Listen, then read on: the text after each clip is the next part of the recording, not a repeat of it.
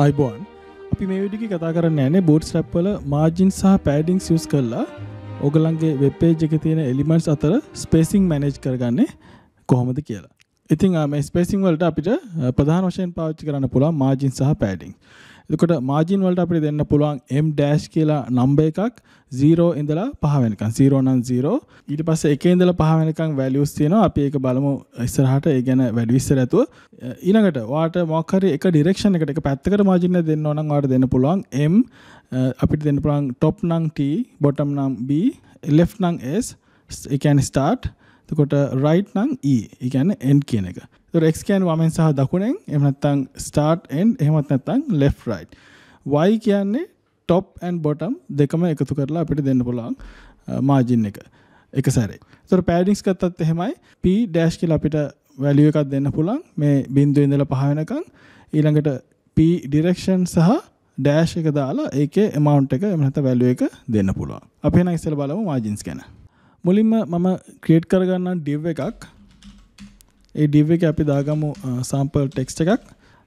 දැන් මේ තියෙන්නේ මේ preview එක ඔයගලන්ට බලා ගන්න පුළුවන්. අපි මේකේ font size එක පොඩ්ඩක් වැඩි කරගමු. මම දෙන්නම් FS3 කියලා. ඔයගලන්ට මතක ඇති අපි මේක ඉගෙන ගත්තා පහුගිය වීඩියෝ එක.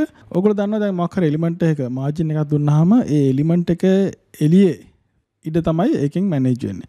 ඉතින් මම මේකට background color එකක් දෙන්නම්. අපි කියමු BG danger කියලා. දැන් මේකට අපි margin එකක් දීලා බලමු. වටේටම අපි දෙනවා නම් margin එකක් අපිට දෙන්න පුළුවන් m dash අපිට පාවිච්චි කරන්න පුළුවන් 0 ඉඳලා number 5 වෙනකම්. 0 කියන්නේ 0 margin එකක් නැහැ. ඊට පස්සේ number 1 දුන්නොත් ඔයගලන්ට පේනවා මේ පොඩි margin එකක් ඇවිල්ලා තියෙනවා. 5 තමයි වැඩිම 5 දුන්නොත් මෙන්න මේ වගේ ලොකු margin එකක් එනවා. එතකොට අපිට ඕන නම් උඩින් විතරක් margin එකක් දෙන්න අපිට දෙන්න පුළුවන් m t dash අපි කියමු 3 කියලා. t කියන්නේ top කියන එක. දැන් මේක save කරාම මේ උඩ margin එක ඇවිල්ලා තියෙනවා. මම 5 පාවිච්චි කරනවා ඔයගලන්ට පැහැදිලිව පේන්න. ඒතර ඔයගලන්ට පේනවා margin top එක මේ විදිහට ඇවිල්ලා තියෙනවා. එතකොට අපිට ඕන නම් left side එකේ margin එක ඕන නම් මතක තියාගන්න L නෙමෙයි S කියලා දෙන්න ඕන. S කියන්නේ start කියන එක. මෙන්න මේ විදිහට දුන්නාම අපිට වම් පැත්තෙන් margin එක ගන්න පුළුවන්. ඒ වගේම දකුණු පැත්තෙන් ඕන නම් R නෙමෙයි එහෙම නැත්නම් right side නෙමෙයි අපි දෙන්න ඕනේ E කියලා. ඒ කියන්නේ N කියන එක. මෙන්න මේ විදිහට. ඒතකොට පහළට නම් දෙන්න පුළුවන් bottom MB. දැන් අපේ මුකුත් element එකක් නැති හින්දා අපිට මේ margin එක පේන්නේ නැහැ. අපි මේක duplicate කරගත්තොත් මම මේක copy කරලා paste කරගත්තොත් පල්ලෙහාට දැන් පේනවා ඔයගලන්ට මේ element එකේ පහළිනුත් margin එකක් ඇවිල්ලා තියෙනවා. ඉතින් ඒ විදිහට අපිට දෙන්න පුළුවන් top නම් T bottom නම් B එතකොට left නම් S right නම් E. මීට අමතරව අපිට පාවිච්චි කරන්න පුළුවන් x සහ y. ඒකෝර අපි කියමු අපිට උඩිනු යටිනු දෙකෙන් ඕන නම් වමෙන් දකුණෙන් නැතුව අපිට දෙන්න පුළුවන් m y කියලා. එතකොට ඔයගලන්ට පේනවා මේ එලිමන්ට් එකේ උඩිනු යටිනු ඇවිල්ලා තියෙනවා margin එකක්.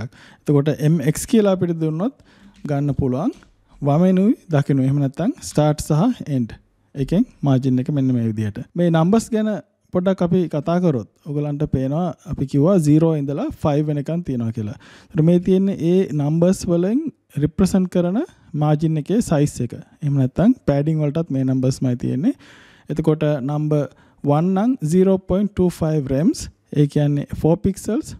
මොකද සාමාන්‍යයෙන් web page එක by default 1 rem එකක් කියන්නේ 16 pixels වෙනවා. එතකොට number 5 පාවිච්චි කරොත් 32 pixels. එහෙම නැත්නම් 3 rems ඒගොල්ලෝ by default bootstrap වලින් set කරනවා. ඉතින් මේ CSS වල තියෙන measurement units ගැන අපි වීඩියෝ එකක් කරලා තියෙනවා. මම ඒකේ link එක පහළ දාන්නම්.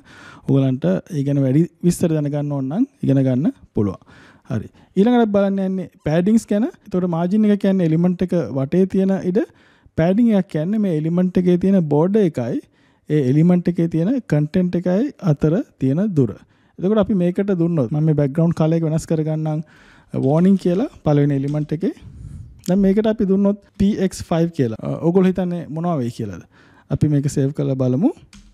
දැන් අපිට පේනවා මේකේ දෙපැත්තෙන් ඇවිල්ලා තියෙනවා padding එකක්. අපි මේකට padding එකත් එක්ක margin එකක් දුන්නොත් මෙන්න මේ විදිහට අපිට දෙන්න පුළුවන්. අපි කියමු m5 කියලා. ඕගොල්ලන්ට පේනවා මේ තියෙනවා දැන් element එක වටේට margin එක. ඊට අමතරව element එක ඇතුලේ padding ඇවිල්ලා තියෙනවා වම් පැත්තේ දකුණු පැත්තේනුයි අපි දීලා තියෙන්නේ මොකද padding x කියන එක. එතකොට උඩිනු යටිනු අපිට ඕනනම් දෙන්න පුළුවන් py5 කියලා. අපිට දෙකම යූස් කරන්න පුළුවන් අවශ්‍ය නම් px සහ py මෙන්න මේ විදිහට අපි කියමු px3 කියලා දුන්නොත් මෙන්න මේ විදිහට padding එකක් එනවා අපේ content එකයි element එකේ board එකයි අතර. ඒ වගේම අපි අර ඉස්සර කතා කරා වගේ අපිට දෙන්න පුළුවන් මෙන්න මේ විදිහට. ඒකට උඩින් padding එකක් ඕන pt මෙන්න මේ විදිහට number එකක් දෙන්න පුළුවන්. ඒකට පහලින් ඕන නම් අපිට දෙන්න පුළුවන් වෙන එකක් ඕන නම් මේ විදිහට pt5 කියලා pb5 කියලා. ඒතර වමට නම් p start දකුණට නම් pe. හරි. ඉතින් ඒ වගේම අපිට පාවිච්චි කරන්න පුළුවන් mx auto කියන එක මොකක් හරි එලිමන්ට් එකක් වෙබ් පේජ් එකේ සෙන්ටර් කරගන්න. එතකොට මම මේ එලිමන්ට් එකට width එකක් දුන්නොත් මම මේ තියෙන ටික අයින් කරනම් දැනට. හරි. මම ඒකට දෙනවා width එකක් inline style attribute එක පාවිච්චි කරලා අපි කියමු with 200 pixels කියලා. දැන් මේක save කරාම මේක width එක 200 ආව මම අපි කියමු 400 විතර. හරි. දැන් මේක මට සෙන්ටර් කරගන්න ඕනේ page එකේ. ඒකට මට දෙන්න පුළුවන් මේ class name එක mx auto කියන class name එක. ඒක save කරාම ඔයගලන්ට පේනවා ඒ element එක දෙපැත්තේ තියෙන margin එක auto set කරගෙන ඒක center වෙනවා. mx auto කියන class එක පාවිච්චි කරලා අපිට ඒ විදිහට කරන්න පුළුවන්. ඉතින් ඒ තමයි මම හිතන්නේ margin සහ paddings ගැන ඔයගලන්ට දැනගන්න අත්‍යවශ්‍යම දේවල් ටික. එහෙනම් අපි ඊළඟ වීඩියෝ හම්බෙමු. ඔයගලන්ට සුබ දවසක්.